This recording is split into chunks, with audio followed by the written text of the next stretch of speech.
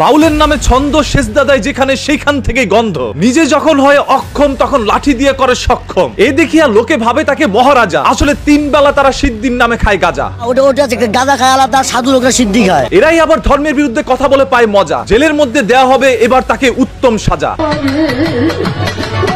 এইগুলো দেখে জনগণের মনে নেই শান্তি। এরাই হচ্ছে মুসলিম জাতির জন্য সবথেকে বড় অশান্তি। আল্লাহ মানুষ পাঠানোর সময় সবার উলঙ্গ ল্যাংটা করে পাঠাইলো। আল্লাহ যখন পৃথিবীতে মানুষ পাঠিয়েছে তখন সকল মানুষকে কেন উলঙ্গ করে পাঠালো, এবং আমাদের নবী হযরত মুহাম্মদ সাল্লাল্লাহু আলাইহি সাল্লামকেও কেন উলঙ্গ করে পাঠাইলো? তার সাথে তো একটা লুঙ্গি দিতে পারতো। কাপড় যদি পরতে হইতো তাহলে মুহাম্মদ রে একটা লুঙ্গি হইলো সম্মানে পরাই দিল না বাবা। মানে আল্লাহ তাআলা একজন মানুষকে উলঙ্গ করে পৃথিবীতে পাঠানোর পর কেন তিনি পর্দার বিধান নিয়ে আসলেন? মানে মানুষ তো উলঙ্গই থাকতে পারতো, যেইভাবে তাদের মুরিদদেরকে তারা উলঙ্গ করে রাখতো। মানে অন্যের বউদেরকে এনে এই নাচ গানের মঞ্চে থেকে বের হওয়ার পরে তারা আবার তাদেরকে ভোগ করে। বলা হয় তোমাকে বিশুদ্ধ করে দিলাম। তবে দূষিত কল থেকে দূষিত পানি পড়লে কিভাবে সেটা বিশুদ্ধ হয় আমার বোধগম্য নয়। আমি চাই না রে বেহেশত, ভয় পাই না জাহান্নাম। সে চায় না বেহেশত, সে চায় না জাহান্নাম। সে শুধু চায় আবুল সরকারের মতো মেয়েদের একটু স্পর্শ। এই বাজার, আমি একজন হাফেজ মানুষ। এই জন্যই তিনি কোরআনের হাফেজ এবং মসজিদের ইমাম থেকে হয়ে গেলেন একজন বাউল। 5 বছর ইমামতি করছি আপনাদের দোয়ায় আমি। এরপরেই হচ্ছে তার প্রত্যেকটি কাজ ফাউল।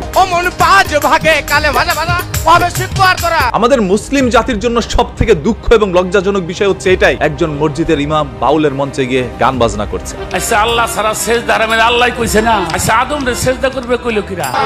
এর মানে নাকি আল্লাহ তাআলা নিজেই শিরক করে ফেললেন। তাহলে শিরকের ফতোয়া কারে দিবেন? এতক্ষণ বললেন আমাদের নবীকে নিয়ে, এখন বলছে আমার আল্লাহ তাআলাকে নিয়ে। আল্লাহ এক মুখে যে এত কথা কয়, আল্লাহর মুখ কয়টা? খালি কয়টা না, ওটা মুখ না হুক, এটাও আমার জানা দরকার। তারপরও আপনার রাজনীতিবিদরা তাদের পক্ষ নেবেন। মানে আল্লাহ কেন সেজদাটাকে হালাল করে দিল না? এই যে দেখেন না, এরা প্রত্যেকটি বাউলের মঞ্চের মধ্যে গিয়ে একে অপরকে সেজদা দিতে থাকে। নারী গিয়ে পুরুষকে দেয়, পুরুষ গিয়ে নারীকে দেয়। মুসা নবীর হাতে আর লাঠি ছিল না? মুসা নবীর হাতে লাঠি ছিল, তবে আপনার মতো লাঠি ছিল না। ওটা দেখতে আমার তো যেমন ওই লাঠি হতে। তার লাঠি দিয়ে অনেক অসম্ভবকে সম্ভব করে নিতেন, আর আপনার লাঠি দিয়ে আপনি যখন অক্ষম হন তখন মেয়েদের সাথে এটা ব্যবহার করে সক্ষমতার প্রকাশ ঘটান। আল্লাহ বহু জায়গায় বলছে একই মুখে বিভিন্ন ধরনের কথা হয়। আল্লাহর এক মুখে কয় কথা কয়? আল্লাহ এক মুখে যে এত কথা কয়, এটার পক্ষে এই পাগল নিজেও। এখানে কোনো ভুল নাই, আমি কোনো ভুল দেখি না। মানে আল্লাহ নাকি একবার এক কথা বলতো, একটু পরে গিয়ে আবার আরেক কথা বলতো। আমার নাম দরবেশ আনোয়ার হোসেন। যদি আল্লাহর মুখ থাকে তাহলে এই মোল্লা মুন্সিটা কিভাবে বলে আল্লাহ নিরাকার? এরা স্টেজের মধ্যে উঠে একে অপরকে সালামের জায়গায় নমস্কার দিচ্ছে, আবার দাবি করছে